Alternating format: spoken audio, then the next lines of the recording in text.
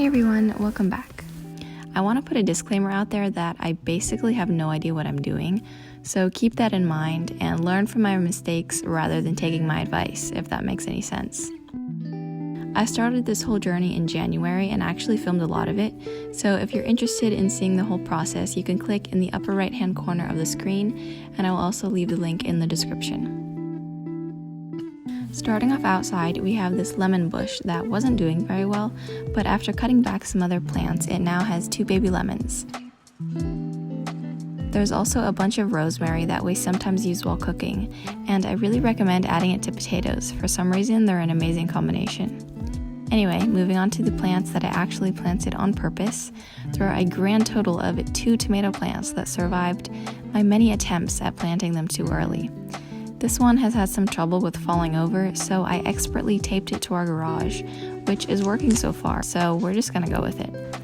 I haven't gotten that many tomatoes this year, but since this was the first plant I ever grew from a seed, I'm pretty proud of it.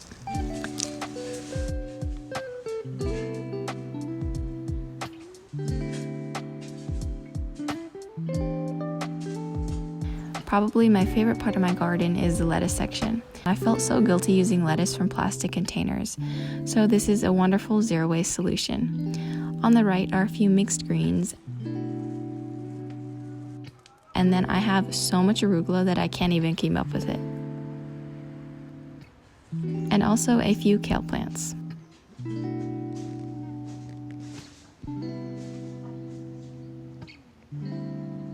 I still haven't figured out the best way to harvest lettuce because, as you can see, they've created quite the lettuce trunks. So if you're a more experienced gardener than I am, feel free to leave a constructive comment with any tips. The next garden bed has a few more lettuce plants and then some bigger vegetables.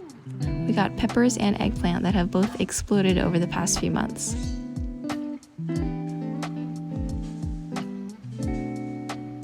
Underneath, I have a little bit of mint that I like to put in ginger tea, and I actually saw a patch of mint just growing next to the sidewalk, so I discreetly stole a piece of it, and here we are.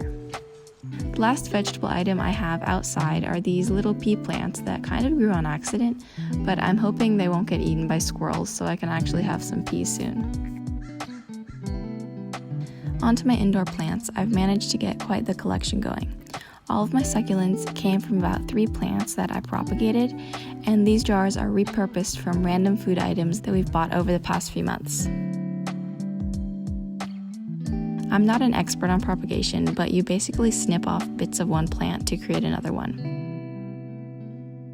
Over here, I'm propagating a potato plant, which sounds kind of weird, but I'm just gonna see how it goes. You can already see the roots forming after a few days in water. Once there are a substantial amount of roots, you can replant it in soil and you have another plant. The biggest plant I have is this ficus tree, and I've never had any problems with it, even through some times of inconsistent watering.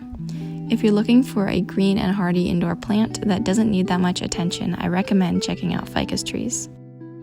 On to the last, but definitely not least plant, I have this little fern. Honestly, this guy is probably my favorite plant I've ever owned.